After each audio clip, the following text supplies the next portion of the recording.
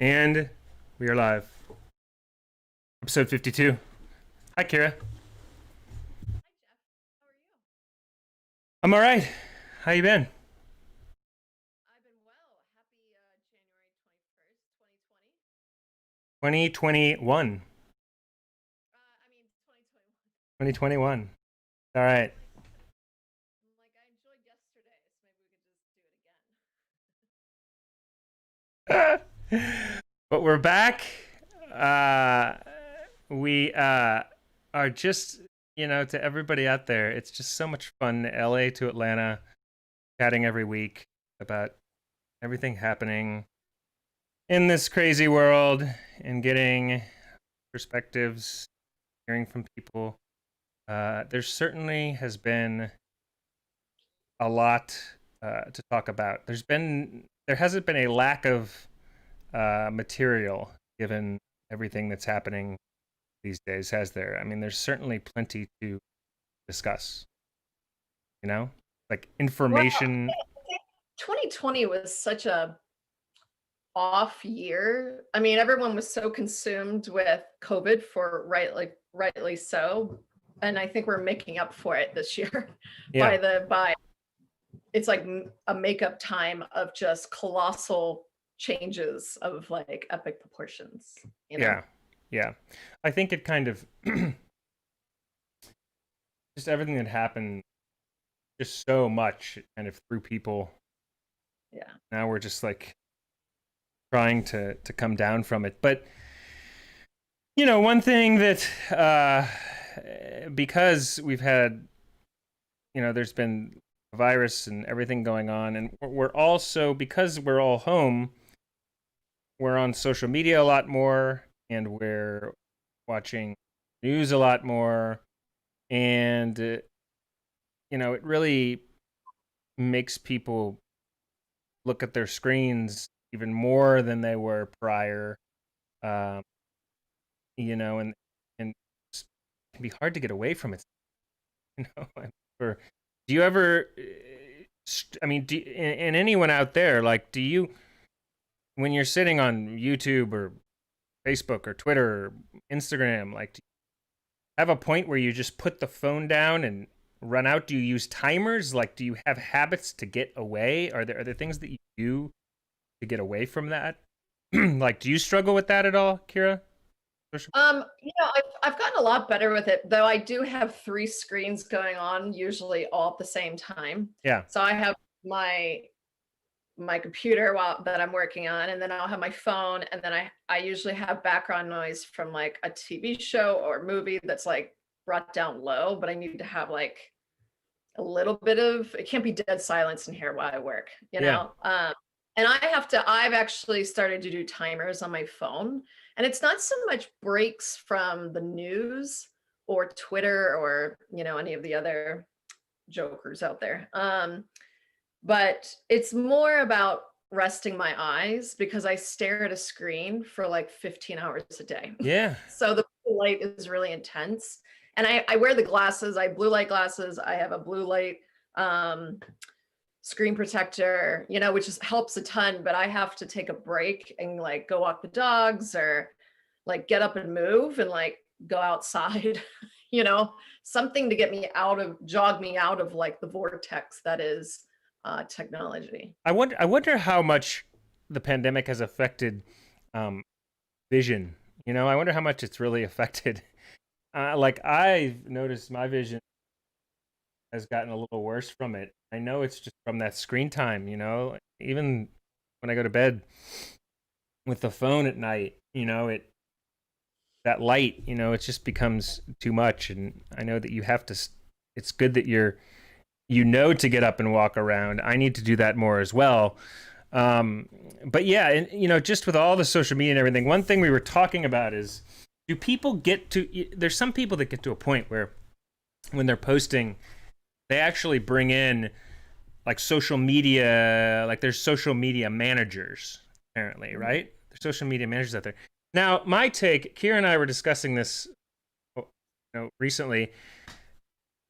do you get to a point, do you think celebrities and just really like high profile people that are running companies, how much of them are you still using a social media manager versus posting themselves? Because my take on it is I understand hiring someone for analytics and to know all that, but this is just like my personal thing. I think we've mentioned this once before. Like, I like posting myself and like responding to people on Twitter and like doing that myself.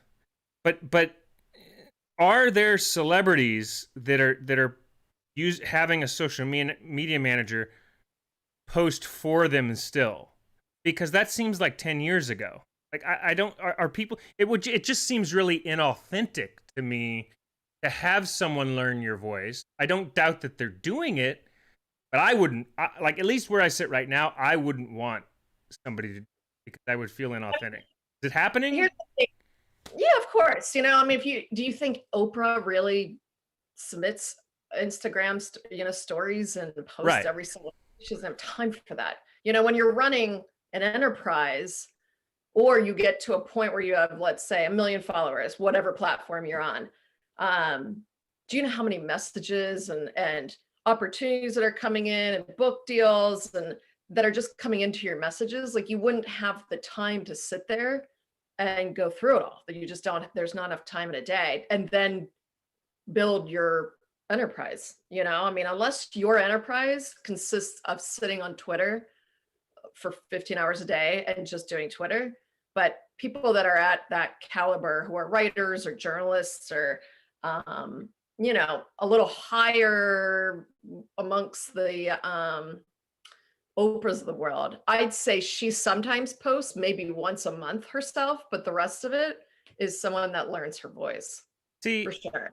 yeah, see an example like Oprah, I can see that, like her having someone hired. I feel like it's case by case, because then I see like Elon Musk and I see him tweeting at 3 a.m, talking about eating French fries or something, and it's clearly Elon Musk. Like, it's clearly like him interacting on Twitter. Like, you can kind of tell, but like an Instagram post with like a quote or like, I've seen Oprah's Instagram and it's just very well, illustrative. It's well done. It's well, like, you can tell it's professionally done, and I can see how she would have help with that.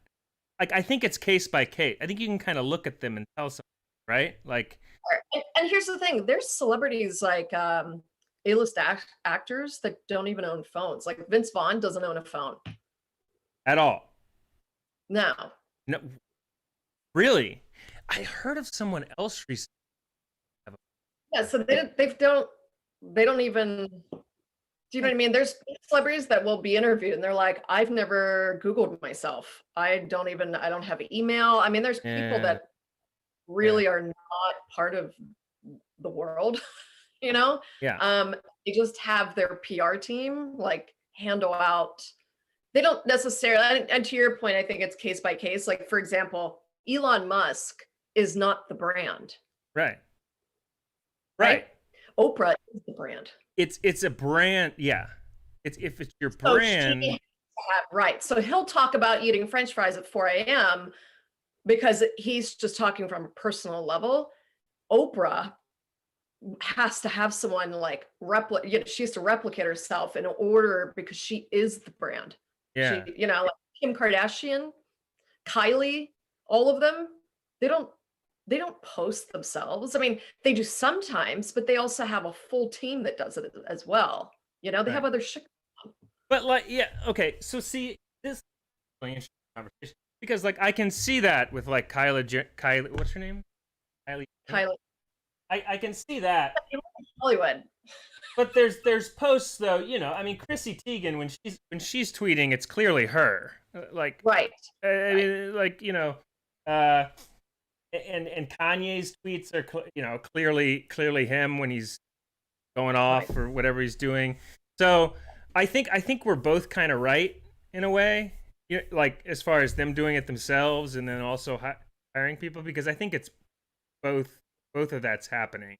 Yeah, and it's I think it's up to the person of how much and their workload. Like Gary V can't post as much as he does. He's doing all kinds of 8 million things in a day, Right. So, but I think it also has to do with creative control.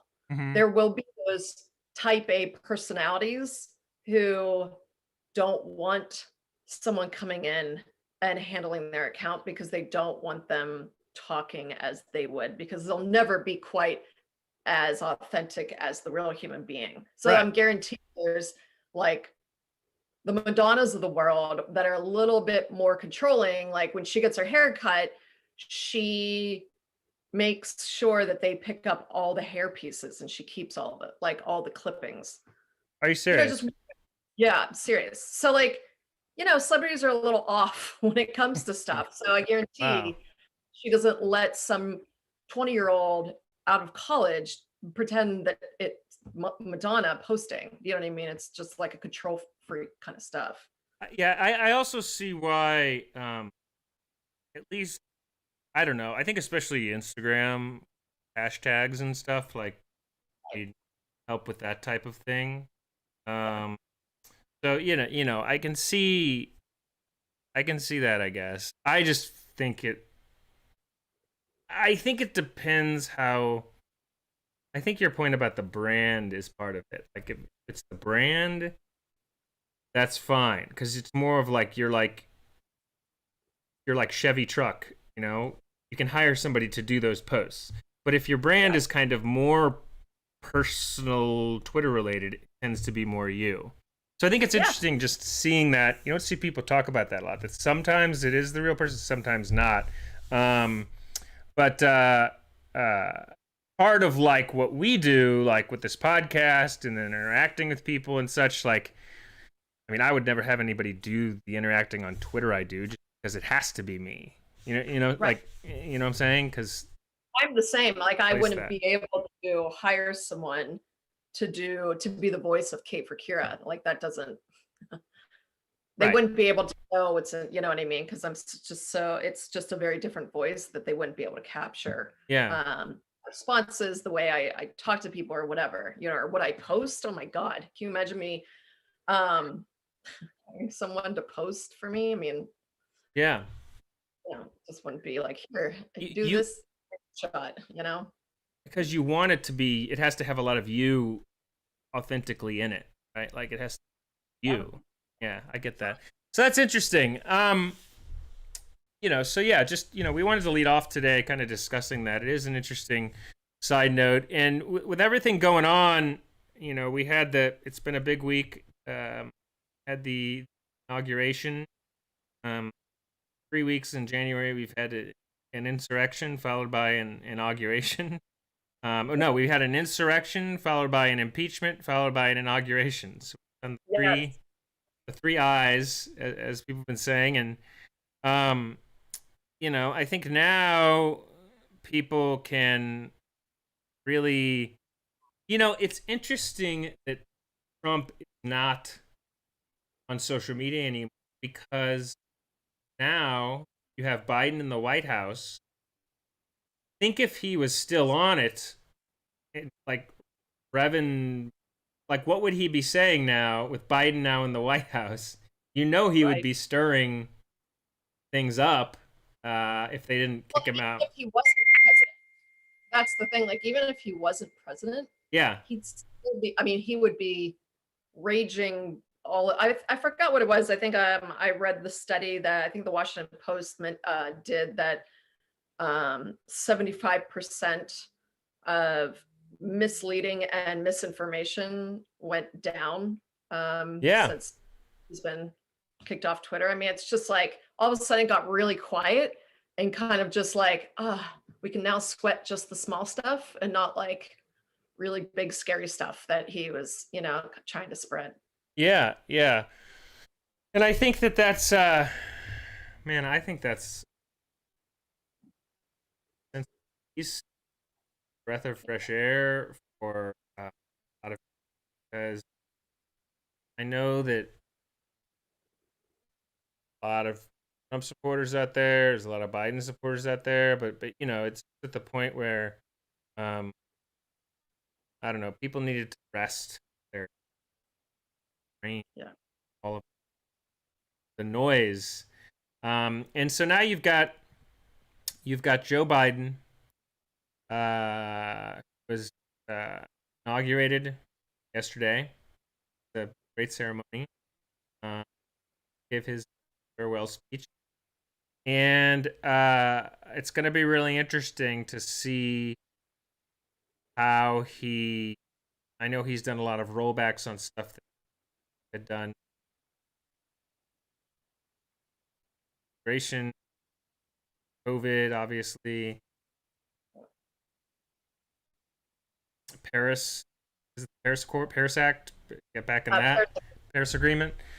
Got back in that. They're talking about the Iran deal, and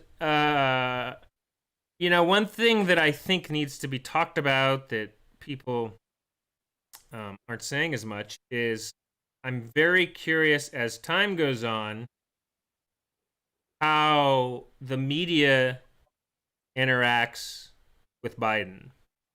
And you saw, I'm always going to point that out. You saw the one post today that I tweeted about, that he snapped at whoever about something. It was claiming that he snapped with the "oh man" or the "come on man" or the whatever. Now that wasn't the. I think it was Curtis Houck that tweeted it that way. They were all tweeting it around. I mean, NBC was tweeting it, like a lot of different media people were tweeting it around and saying that. That's going to continue, and whether you people think that it's perceive it as Biden snapping, which I didn't think it was that dramatic, or whether they perceive it as the media exaggerating something, is going to be left open to the public. But that's going to continue because those type of tweets and that type of stuff gets attention and it gains people's perceiving. And I think that it's, last thing I'm saying this, I think it's really interesting because I think that it's different than it was 12 years ago during Obama, because we didn't have, things weren't so cemented around this social media and media business model of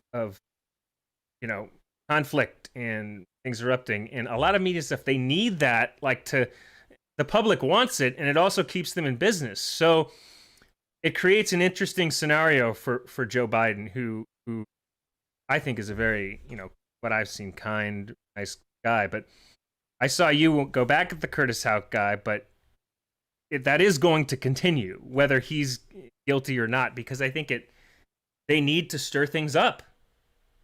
They need to stir things up. And it's just.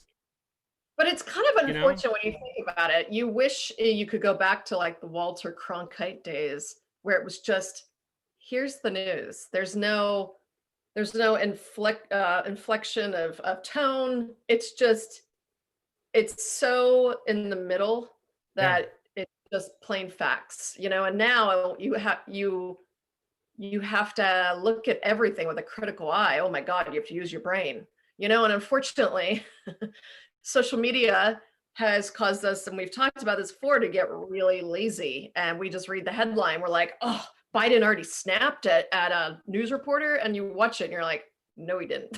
I mean, but of course, the media is going to continue to push this drama.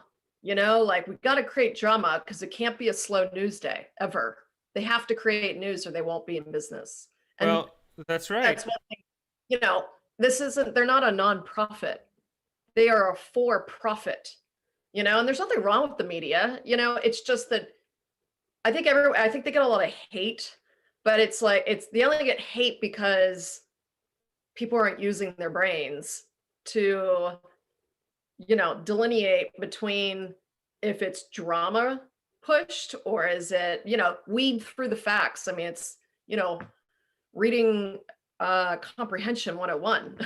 It's like, I don't know, use the brain a little bit, Yeah. But I think there's a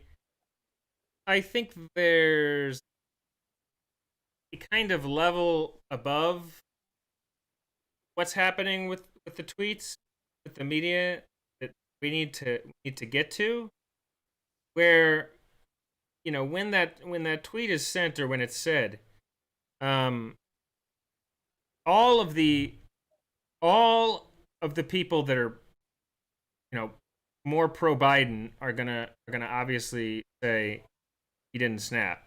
The anti Biden people are gonna like jump on it though. Like look at that jerk. Like look what he's doing. He's like, and there needs to be an awareness above it where somebody's saying, okay, let's tweet this video. Now let's look at this objective. Like and analyze what he's doing to try to help people, because if you're naturally anti-Biden bias, you're going to perceive that way. But nobody's talking about the awareness of what we're perceiving with each tweet and each interaction. I think you're right, and it's actually, just there. That's an excellent point, because I think we almost have to educate or re-educate people on how to do that. Yeah, on bias. It's a bias thing. Correct. How to be objective, not subjective. Right. And to look at it as a matter of fact and not so much emotion. Like what I've noticed over the past 4 years, and it's continuing. And I don't know if you had a chance to watch Michael Moore's Facebook Live, but he kind of touched on it as well. In that, and if no one's seen it, I recommend it because it's pretty powerful stuff. I actually sent it to my mom, and she's like, I couldn't watch it. It's so scary to me. I'm like, okay. I mean, not supposed to be scary. It's just someone's point of view, and he has a very valid point of view. Nevertheless, I think it's all about trying to educate or re-educate people about how to deal with their emotions. Yeah. And what it comes down to is emotional maturity. So as adults, we're considered adults at 18, which that's a arbitrary. That was pulled out of the thin air and said, okay, adults are 18. That's not really maturity when it comes to emotional, mental, all of that stuff, and it's just so men could go off to war. Yeah. So 18 is not equaling emotional maturity. Neither is 30, and neither is 40. For men specifically in their brains do not mature emotionally like at their peak until they're 42. So I think there almost needs to be more of an education around how to deal with the world around you and the things that you can control and the things you can't control, and what to do about that stress, because I'm seeing, and I think I sent it to you, and I think I posted on my Facebook, of the woman having literally a nervous breakdown about Biden's inauguration. And it's just like, I mean, the emotions are way taking over people's lives, Yeah. I think that the problem is that emotions are like attached to people, have their emotions attached to the stuff with politics, world, and everything that's happening around us. They very much have, the ego and emotions play in, and that creates bias. And most people, I find, don't really know or even aren't even necessarily aware of how biased they are with things, how prone they are to bias. And I think there needs to be something that's just, we had some type of a system or somebody that could take things that are debated, and you kind of see it with people debunking things, but sometimes the debunkers are biased. So sometimes they're debunking that's something that shouldn't be debunked, or they're like debunking in the wrong way. So if there was some type of a way to take these situations and be able to look at them in the most subjective way, where you can kind of see things from all sides and help people um, see the different angles so that then they can choose for themselves what to think.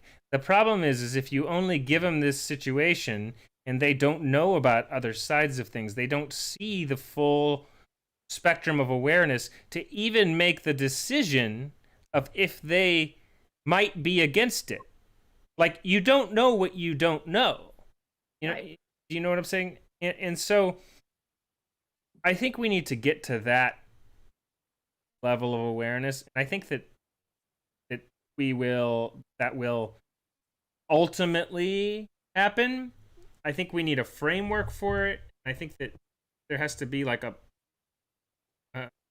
panel of aware people that um, see what's happening with that.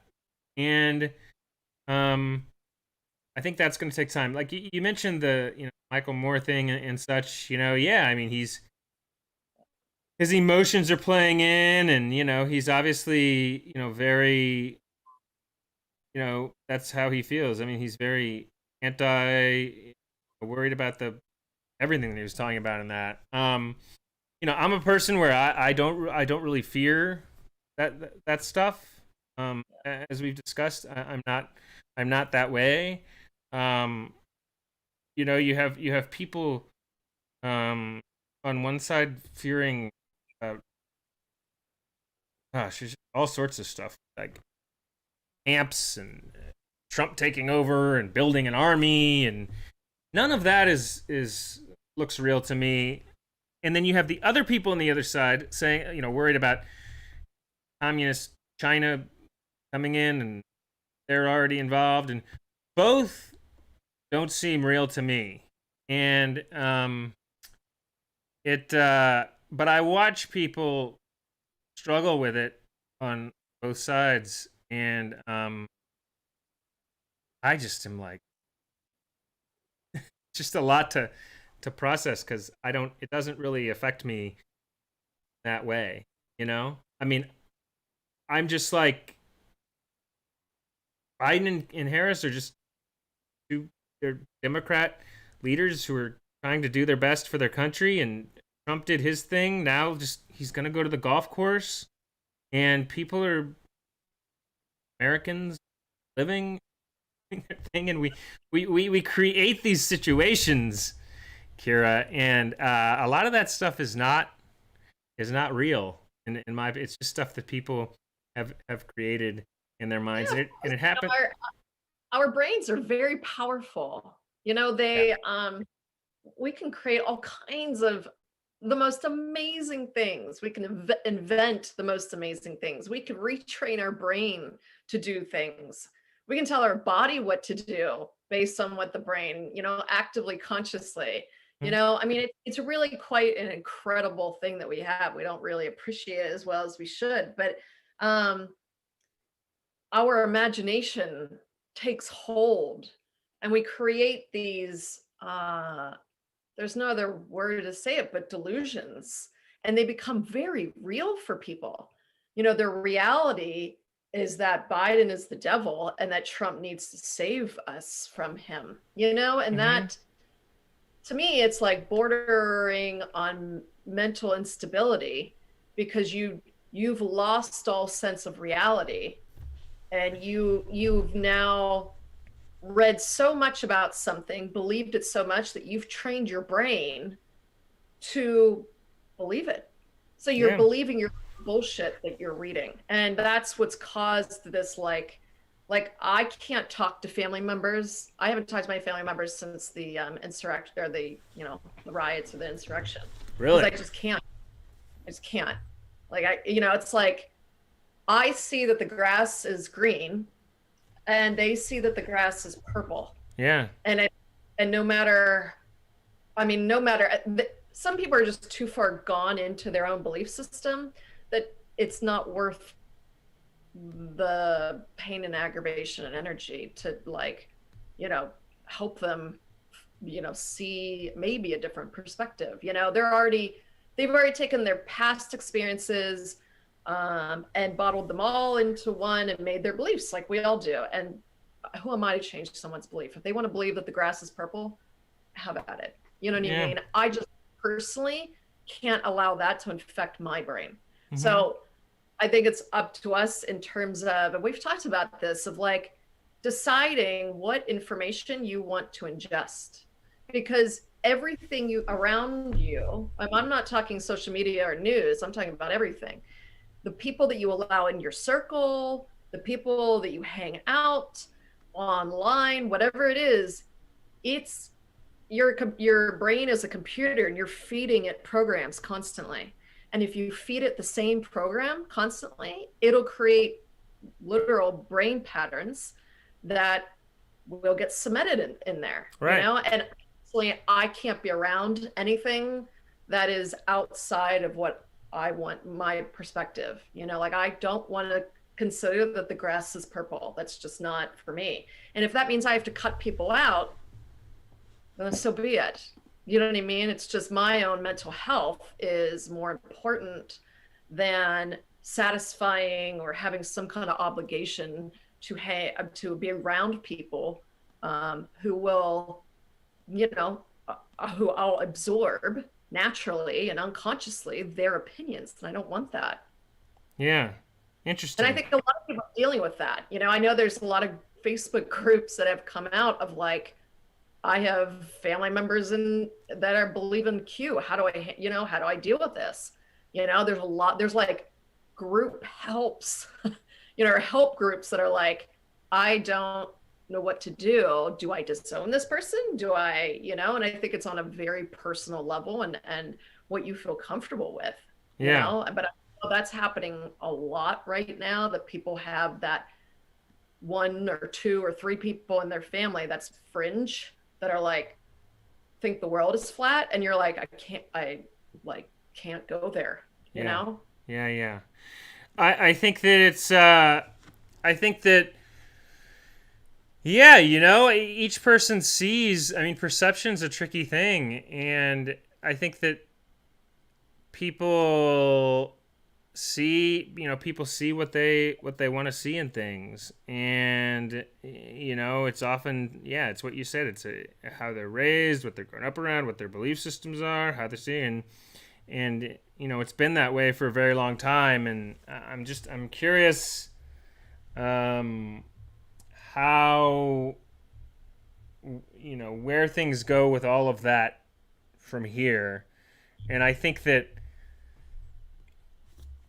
social media and the web has accelerated that, and I think that in a way, you know, all of Trump's, for all of his the tweeting and everything that he did, just kind of lighting people up, it kind of, you know, we all kind of are now more aware of how crazy it is because of Trump's, you know, Right. tweets and Yeah. such. You know, if there's one big thing that he did, it's that through that chaos, it made us people realize, you know, social media is really winding us up.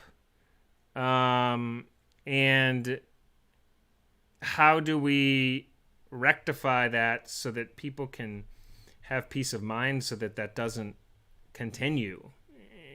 You know?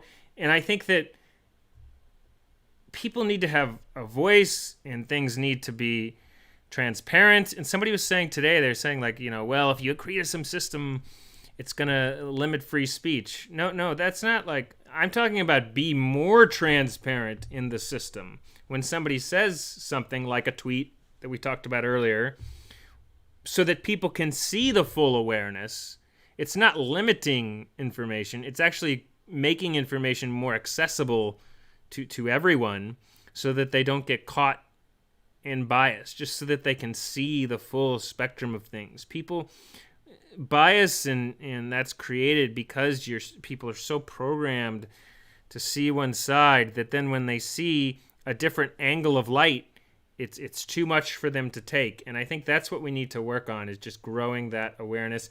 I see Lee and Michael and Adam are in here. Hi um, guys. Hi everyone. Lee says people can believe what they want to believe, but as long as they keep it to themselves and not try to force you believe what they believe, then that's fine. That's right. Bye. You know, I tweeted this week. I tweeted, you know, Brian Stelter on CNN has a show I think it's Reliable Sources is the name, and I said it's important people see his show, even if you disagree with it. You should see it, and I believe you should see the shows on the other networks too.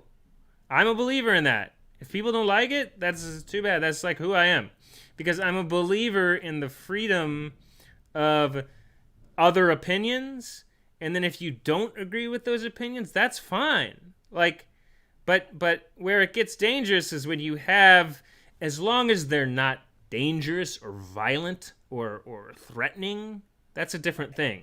I'm just talking about awareness of what people are saying. Does that make sense? You understand what I'm saying there? Like, Absolutely. But I think, Geoff, I think it's almost like giving everyone the benefit of the doubt that they're able to make that distinction. really? Yeah, I mean, honestly, and it doesn't come down to intelligence so much as it comes down to critical thinking and awareness. And everyone evolves differently and at a different pace. And there's nothing wrong with that. And you shouldn't judge people that don't understand certain things because they're not on your level and you're not on their level. And that's completely fine. However, I think we're giving way too much credit to people to be able to watch Tucker Carlson and Don Lemon on, you know what I mean? And be able to say, I can do okay, both. I love it. and so can I. And I enjoy it. Is it a Tucker lot gets for people to take? What is it? I'm curious. It's too much because they want to just stick with the crew that they're used to, that it's an echo chamber. They love their echo chamber. It's tribalism. It is. And they don't want someone knocking on the door and saying, hey, maybe think of it this way, because that takes work. And that means you can't be sloppy or lazy. And let's be honest, most Americans kind of sloppy and lazy. You know what I mean? It's in this feed me kind of nation that we have. No offense to anyone out there. I'm just saying overall, in general, I think we could all agree Americans are slightly on the lazier side as it pertains to using critical thinking. Yeah. Like, for example, other countries look at us and are like, how on earth could you guys believe in this? It's just it's different here in this country than it is in other countries where they've had more of a history and they've learned from their history what to do and what not to do. We are still a very young country in comparison, and we have a lot of growing up to do. Yeah. And we're learning from our mistakes, and we're learning from, this is not the first time a capital's been rioted and almost thrown. Look at every other country. I mean, they're probably looking at us like, yeah, welcome to when we were in like the 9th century. I mean, it's not, to us, we're like, oh my God, this is like, catastrophe. But every other country is like, yo, we've had our capitals mobbed and burned down so many times. You guys just weren't around yet for that. So we're just children growing up, basically, when it comes to how to think through certain things and experiences. And it can be difficult for those that are a little bit more evolved, because we're like, why can't you watch CNN and Fox News and make a clear distinction of the two and then make your own decision? What is it? Because why can't they? What's the? They're not evolved enough. And I don't mean that from like a biological standpoint. I just mean that from like, life experiences and where they're at in life. If they grew up in the woods in, backwoods of Kentucky, and they're not exposed to worldly things, all they care about is their job and their fracking job. And if you have Biden saying, I'm going to take your fracking job away, they don't want to hear about Don Lemon saying how it's good for the environment. Do you know what I mean? They're going to be like, hey, who's going to pay? So it's, I see it from every angle and I get it and I respect it. But what I don't respect and what I will call out anyone on, and I did it 2 days ago here, and I'm not making friends very easily here because of it, because I just won't stand for it. Yeah. Is people pushing their beliefs on me. Yeah. Their opinions on me. And it's like, no, no, no, no. You don't have that right as a human being to push your opinions or beliefs on me. Yeah. Because I come from a different world than you, and you come up from a different world than I do. You've never jumped inside my body and have lived my life, and I've never jumped inside your body and lived your life. So it's kind of like a how dare you try and push your opinions or beliefs on me.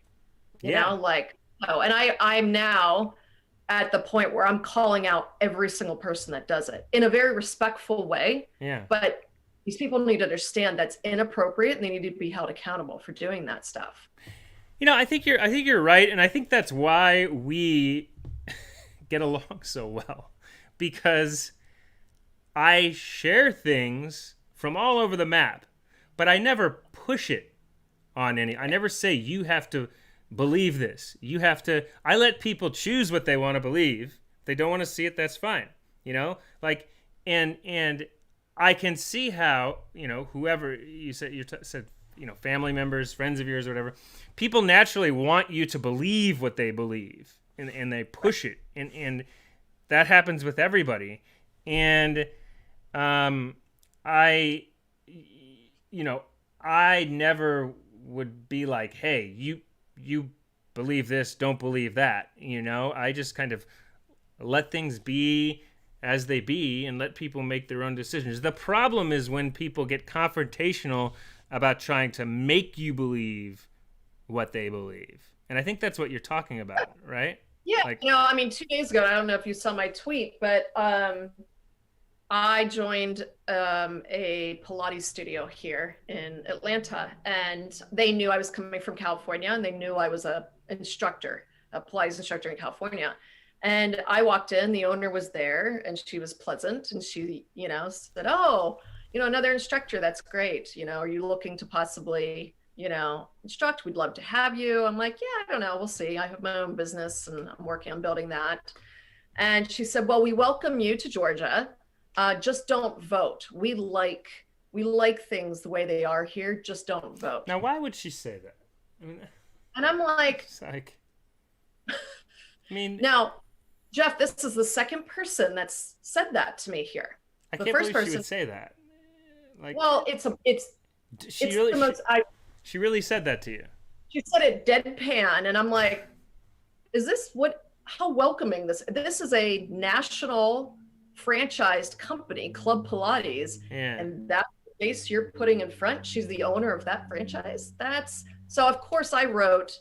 I didn't say anything to her because I was like, "Oh, you're okay." It's the second person that's told me that here. So she emailed me yesterday or 2 days ago and was like, "Hey, I'm reaching out. Wanted to see if you could send me your Pilates certification, so maybe you could teach. Would love to have you." My response, and you know, we can post it after this so that people understand that you can hold people accountable in very, very respectful ways. Yeah. Where you're not degrading them, you are not angry, you take the emotion out completely and say, "Look, it's inappropriate. It's shameful that from a woman to tell another woman not to vote, knowing how long it took us to have that right." I mean, it's just, and it was a very cut and dry. This is why I felt very unwelcomed. Obviously, I told her in the email, like, I'm sure you probably understand why I would feel a little unwelcomed like that. And I told her, I'm like, "Look, the reason why I'm writing you all this is because we all have an opportunity to grow. And I hope that this allows you to take a pause in your own life and realize that your words have an impact. And we all can do better. And I hope that you make better decisions tomorrow." And that was it. She never replied back. Club Pilates corporate knows about it. I've made them fully aware. It's good. And what do you say to that? Do you know what I mean? I was very respectful. It's just like, you know, think about the things that you're telling people. Like, how dare you tell someone not to vote? Yeah. That's voter suppression. Do you know what I mean? Like, that's insane. Yeah. So, and I've gotten to a point personally where Normally, I would just smile and walk away, but we've done that for too long, all of us. We've all smiled and walked away when someone has said something really, really inappropriate and Mhm. just allowed them to continue. And the problem is that person will do it again to someone else. And it Yeah. fuels this like animosity, negative environment that we're in. And I'm like, look, if I can cut certain people from doing things like that, it'll stop that negativity. And it starts with all of us, you know? And that's the first time in my life that I have ever stood up and said, no, you cannot say things like that in a very respectful way, you know? And I've never attacked anyone. I've never sent emails like that in my life. That was my first one. And I think I you don't did think the she'll right ever, thing. well, and I don't think she'll ever do it again. Yeah. You Yeah. know, and I think you can actually, you know, you see people reply to others, you know, during live feeds and stuff of like the news, and you see this back and forth and everyone's, you know, trolling everyone. There are ways to talk to people in a respectful way and tell them, no, that's inappropriate. You cannot say things like that, you Yeah. know? And I think if we all can learn how to do that, it will shape the world in a very different way. I think that's what we need, and I think that your just what your experience there is a great metaphor for just what's happening overall. And I think it's good you were direct, and I think just because who's she to tell you not to vote? You know, it's just not. That's the problem. That's the whole a big part of everything that's happening right now. And I think it's good you address that, and I think it's a good story slash metaphor for just what's happening overall. Is people are just invading each other's rights to how they think and believe, and they're telling them what to do and what to think instead of letting people do that. And so I completely agree with you there, and have your back on it. So I think you did the right thing, Kira. So Kira's story is a good lesson for all out there.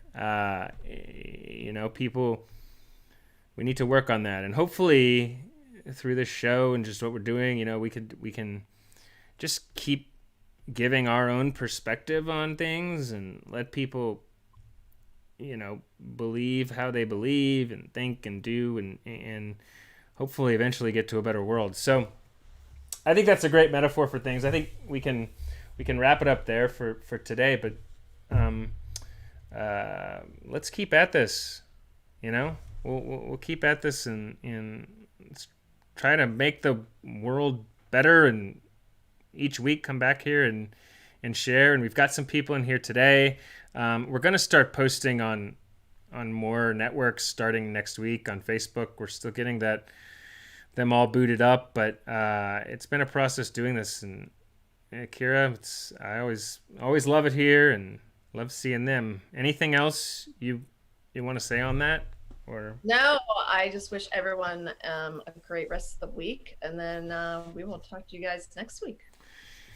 Here at Geoff and Kira Live, we're the future, and the future is Geoff and Kira Live. Thank you guys. Episode 52. I'm going to sign off. We will be back next week, 2 o'clock. We'll try to be on time next week. Always a little late, but we're getting there. We are getting there.